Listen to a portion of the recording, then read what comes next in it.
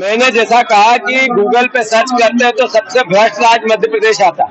Google पे search करते हैं भ्रष्टाचारी नेताओं की सबसे बड़ी लिस्ट बीजेपी की आती है। तो सीएम राइज स्कूल हो या थाना हो या कलेक्टर हो या तहसील हो या रेवेन्यू विभाग का कोई ऑफिस हो, एक ऑफिस में सारे पत्रकारों को चुनौती देके जा रहा हूँ। माफी मांगते हुए आप सबको चुनौती दे रहा हूँ। अगर एक जगह ऐसी मिल जाए जहाँ बिना पैसे में काम होता हो तो मुझे बुलाना, मैं सार्वजनिक आप सबका सम्मान करूंगा। मतलब करप्शन सर चढ़ के बोल रहा है। ये जो थाने मिलते हैं ये पैसे देते हैं। जो एसपी है उसका काम क्या है? अवैध शराब बिकवाना। एसपी का काम क्या है? जुए सट्टे चलते रहे, रोकना नहीं चाहिए, अन्यथा एसपी कार्रवाई कर देगा टीआई पे। सही है कि गलत? ये बात ये एहसास कराती है कि सीएम राइज स्कूल हो, शिक्षा हो, स्वास्थ्य हो, रेवेन्यू विभाग हो या लोक कल्याणकारी नीतियां हो, सब में करप्शन है।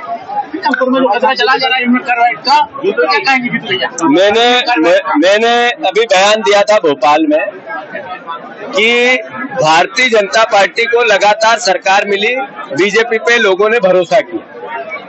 इंदौर की जनता ने उनको लगातार 8 विधायक दिए, सांसद दिए, महापौर दिया, हर तरीके का आशीर्वाद दिया। बीजेपी ने वहां की जनता को जहर दिया। अभी यूनियन कार्बाइड के कचरे को लेकर कोर्ट ने नहीं कहा कि वहीं जलाओ, कोर्ट ने ये कहा ये सरकार का विवेक है। मोहन यादव जी ने कहा कि जीतू पटवारी जी जो बोल रहे हैं झूठ बोल रहे हैं। उन्होंने कहा अभी भोपाल में मेरे बयान के खिलाफ कि मैं जीतू पटवारी और कांग्रेस को माफी मांगना चाहिए जो भोपाल में कांड हुआ था। 25 साल 40 साल पहले जो घटनाक्रम घटा, जो कांड हुआ, जो दोषी था उसको सजा मिलनी थी और कानून के हिसाब से मिलना चाहिए, नहीं तो प्रकृति ने न्याय किया होगा। मैं 25 साल पहले की बात नहीं करना चाहता, 40 साल पहले की बात नहीं करना चाहता, मैं वर्तमान की बात करना चाहता हूँ जब आप मुख्यमंत्री हो। अभी इंदौर शहर को, पीथमपुर की जनता को आप जहर परोस रहे हो और सवाल हमसे कर रहे हो।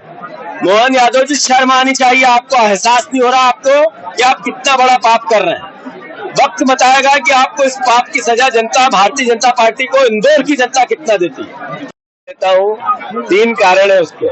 एक तो ये कि आप लोगों का जो लाड़ प्यार दुलार, बहुत प्रेशर होता है आपके ऊपर, फिर भी मेरे पे बहुत करते हो आप। इसके लिए मैं आपके कारण थोड़ी ताकत मेरी बढ़ती है, इसके लिए सबको साधुवाद।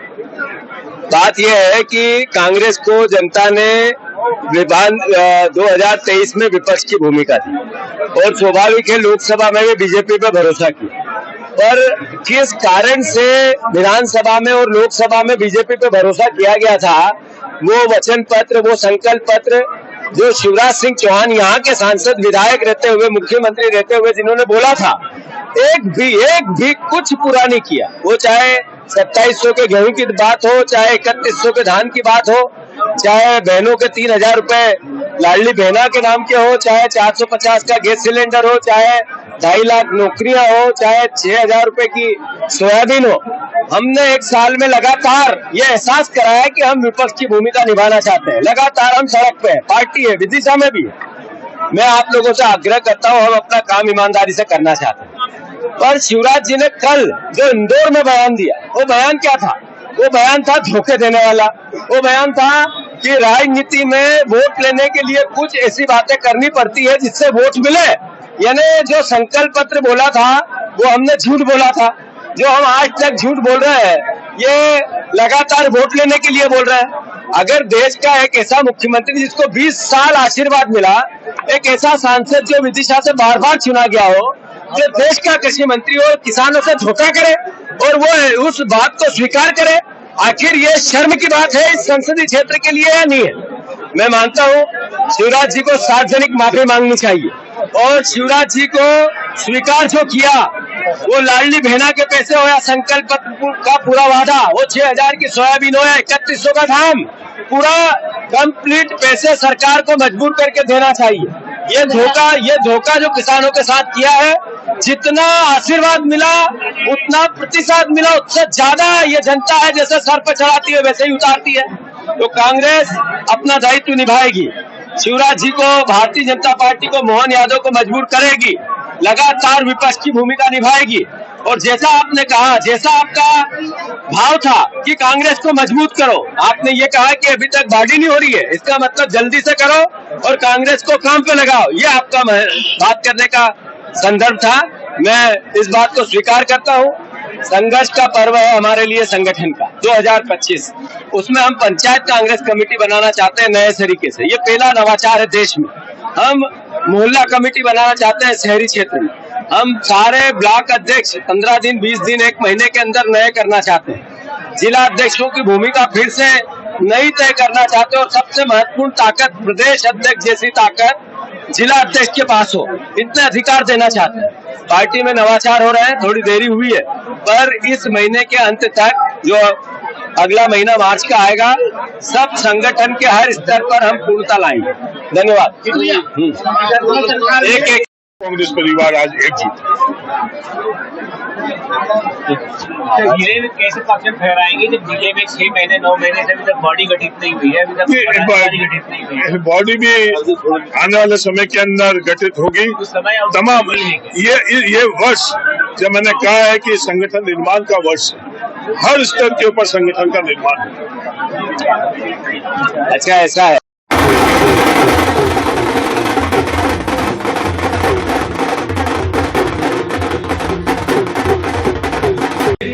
आइडियोलॉजी इस बात पे कि मुझे किस तरीके से काम करना है अभी शून्य है। क्यों? क्योंकि मुझे मेरे परिवार के लोगों से मिलकर समझकर उनके साथ रणनीति बनाकर इस बार 2028 में 100% कांग्रेस की सरकार मध्य प्रदेश की विधानसभा में बने, इसकी रणनीति बनानी और 29 में कम से कम 20 सांसद कांग्रेस के मध्य प्रदेश से बने और देश के प्रधानमंत्री राहुल गांधी बने, ये संकल्प है। तो मेरा आप सबसे आग्रह है कि संगठन को मजबूत करना। हम एक अधिवेशन करेंगे अभी अप्रैल के बाद, मार्च में करना था क्योंकि अप्रैल में देश का होना, तो उसके बाद करेंगे। उसमें पंचायत कांग्रेस कमेटी का उससे मैं गठन का संकल्प लेंगे। जो नगर पालिका नगर पंचायत, इसमें मोहल्ला कांग्रेस कमेटियां बनाएंगे। हमारे पार्षद के कैंडिडेट हैं, उनको अभी से चिन्हित करके वार्डों के अध्यक्ष बनाकर फ्लाइट बनाएंगे कि वो वार्डों में जाए। जो हमारे परिवार के ऐसे लोग हैं जो चुनाव लड़ना चाहते हैं और लगातार जिन सीटों पे आ रहे हैं, भले वो कितना भी बड़ा नेता हो, उसको आग्रह करेंगे कि आपको ब्लॉक की जिम्मेवारी संभालें। अगर निचले स्तर पर पार्टी आप मजबूत नहीं कर पाए, आप इस बात के लिए संघर्ष और परिवर्तन नहीं कर पाए, तो हम 5 बार लगातार हार चुके। अब हम हारने की स्थिति में हैं, जीतना ही पड़ेगा, 100% जीतना पड़ेगा। तो मैं आग्रह करता हूं आप सबसे इस परिवर्तन के लिए तैयार है। हमने निर्णय लिया है पार्टी कि 45 साल के आसपास नए लोगों को संगठन में अवसर मिले। जिला अध्यक्षों में भी जो अच्छा काम कर रहा है उसको रिकग्नाइज करते हुए परिवार के लोगों को संघर्ष में एकजुट कर। तो मैं आप सबसे इतना ही अनुरोध करना चाहता हूं कि आप सब इस संघर्ष के दौर में साथ देंगे। शिवराज जी से आग्रह करना चाहता हूं कि आपने जो झूठ स्वीकार कर लिया, झूठ को ये कहा कि मैंने वोट लेने के लिए झूठ बोला था, इंदौर में स्वीकार कर लिया, इसके लिए तो आपको साधुवाद।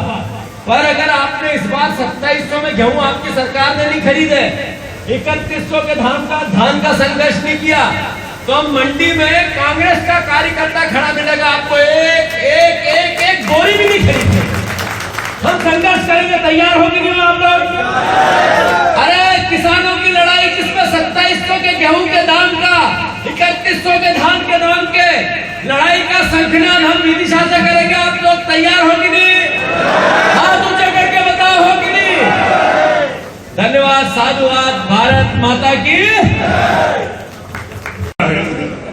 धरातल का जो पदाधिकारी है वो बड़ा है और जो भोपाल में बैठे हैं वो छोटे हैं और दिल्ली में बैठे हैं वो सबसे छोटे हैं। ये सोच के परिवर्तन है।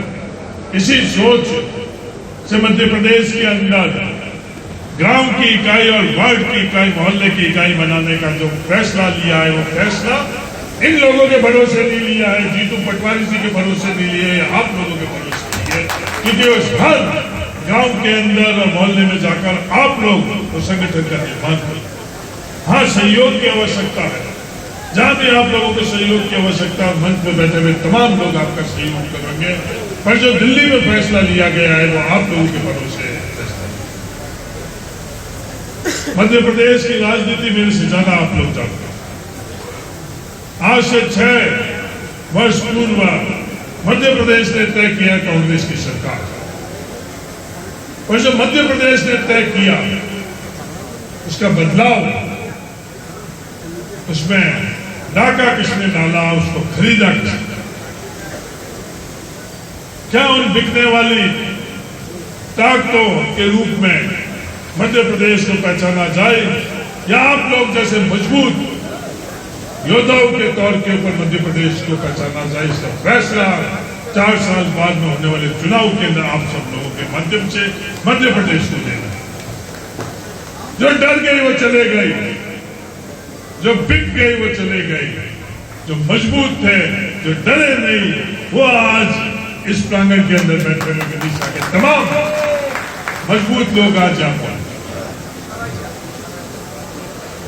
मीडिया में ये बात कही जाती है, उन्होंने प्रकोष्ठ भी बनाया भारतीय जनता पार्टी के लोगों ने कि कांग्रेस के लोगों को भारतीय जनता पार्टी के अंदर शामिल करें, कि कांग्रेसी कम हुए हैं।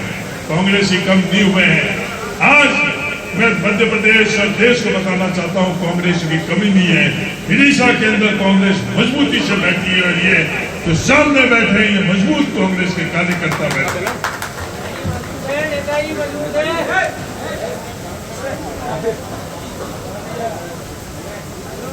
नरेंद्र मोदी जी की भारतीय जनता पार्टी की सरकार है कि मैं 2007 में यहाँ जब आया था, 2007 में जब मैं यहाँ आया था, तब भी ऐसी रैली और ऐसा ही स्वागत सत्कार हुआ था। पर 2007 उसके बाद हुए थे चुनाव 2008 में विधानसभा के, जिसमें 0 सीट मिली। फिर 13 हुआ जिसमें 2 विधानसभा हमें मिली 5 में से। फिर 18 में 2 मिली, और फिर वापस 23 में 0 है हमारे। मतलब हम सब परिवार के लोग हैं। विचार करना पड़ेगा कि कुछ बदलाव हमें करने की आवश्यकता है या नहीं है। बोल के बताओ, है या नहीं है। फिर हमारी यहाँ 6 नगर पालिका नगर पंचायत है। एक कुरवाई को छोड़ दें तो बाकी जगह भी संघर्ष है। जनपद, जिला पंचायत सब में संघर्ष है। जो आपने स्वागत सत्कार किया इसके लिए मैं आपका ऋणी हूं। आप सबका धन्यवाद देता हूं, खूब साधुवाद करता हूं। पर घर जाके पूछ के ही टिकट देगी जो जमीन पे रहेगा, जो संघर्ष करेगा। और ये कोई सर्वे कंपनी भी नहीं आएगी, बाहर के लोग भी नहीं आएंगे, प्रोफेशनल भी नहीं आएंगे, पार्टी नहीं देगी। इसलिए कृपा करके हाथ जोड़ के हम कोई गुट की बात नहीं करें, हम परिवार और पार्टी और विचार की बात। मैं आग्रह कर रहा हूं, मैं भाषण देने के लिए विदिशा आया ही नहीं। मैं मेरे परिवार से संवाद करने के लिए आया हूं कि जिस दिन से मुझे आपने अध्यक्ष की भूमिका दी है, मुझे ये जिम्मेवारी दी है, कार्यकर्ता, जिला पंचायत और ब्लॉक के अध्यक्ष को ये जिम्मेवारी मिली, मतलब आपको मिली। मेरा सम्मान, मेरा संघर्ष को बचाने की जिम्मेवारी आपकी है। अगर मैं रात दिन जिस दिन से बना हुआ एक दिन भी घर नहीं गया, मेरे परिवार के साथ छुट्टी नहीं मनाई, मेरे घर का काम नहीं किया, ये मैं आपको बताने के लिए नहीं बता रहा हूं, ये सबको करना पड़ेगा, तब जाकर 28 में आप करते रहोगे। मैं आशा करता हूं मेरे परिवार के लोग मेरे संघर्ष में मेरा साथ देंगे। जहां आपका पसीना गिरेगा, मेरे खून की अंतिम बूंद भी गिरानी पड़ी तो मैं पीछे नहीं रहूंगा। बस ये वचन देने आया हूं साथ। हरीश भी है, शिवराज सिंह चौहान देश के कृषि मंत्री, यहाँ से सांसद है। इधर पास में सीहोर जिले से विधायक थे, वो बुधनी सीट है। उन्होंने, अगर गूगल पे सर्च करें कि इस देश में सबसे झूठ बोलने वाला नेता कौन है, गूगल, तो वो शिवराज जी का नाम लेता है। चेक करना तो कांग्रेस पार्टी चलती है तो हर वर्ग, हर समाज, हर जाति को एक माला में पिरो के चलती है। अरे भाजपा ने तो जाति को जाति से बांट दिया, और नहीं, व्यक्ति के बिना समाज नहीं। अरे कांग्रेस बिना कार्यकर्ता के नहीं, बिना कार्यकर्ता के नहीं। इस सोच इस बात से कांग्रेस पार्टी आगे बढ़ी है। और एक मुख्य बात, गांव के जो लोग शहराते हैं, अरे इनसे कह दो अगर सही में प्रभु राम के अनुयायी होते तो ये अयोध्या क्यों हारे, तो ये अयोध्या जीते, क्योंकि भगवान राम भी जान गए इनकी कथी नहीं और करनी। आपके बयान पर जो है सीएम मोहन यादव ने पलटवार किया है और कांग्रेस को ही 10 लाख लोगों के मौत का जो है जिम्मेदार बताया है। मोहन यादव जी जिस बात को लेकर अपना बयान देना चाहते हैं वो आज से 40 साल पहले की बात है। जो लोग उसमें दोषी थे वो भी ईश्वर के पास है, जिन लोगों पे वो आरोप लगाते हैं वो भी सृष्टि में, संसार में नहीं है। मोहन यादव जी, आज आप मुख्यमंत्री हो और आप प्रदेश के मुख्यमंत्री हो, केवल बीजेपी के मुख्यमंत्री नहीं हो, मेरे भी मुख्यमंत्री हो।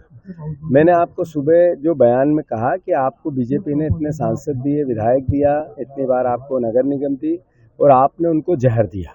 मैं इस बात को बहुत जिम्मेवारी से कहना चाहता हूँ। मैं आपको चुनौती देता हूँ फिर से कि आप मेरे साथ चलें, आपकी पूरी सरकारी एजेंसी ले चलें, जो आप लोगों को ये ज्ञान देते हैं, जो विशेषज्ञ कि वहाँ पर राम की कंपनी के कचरे से जहर नहीं फैलेगा, उनको भी ले चलें।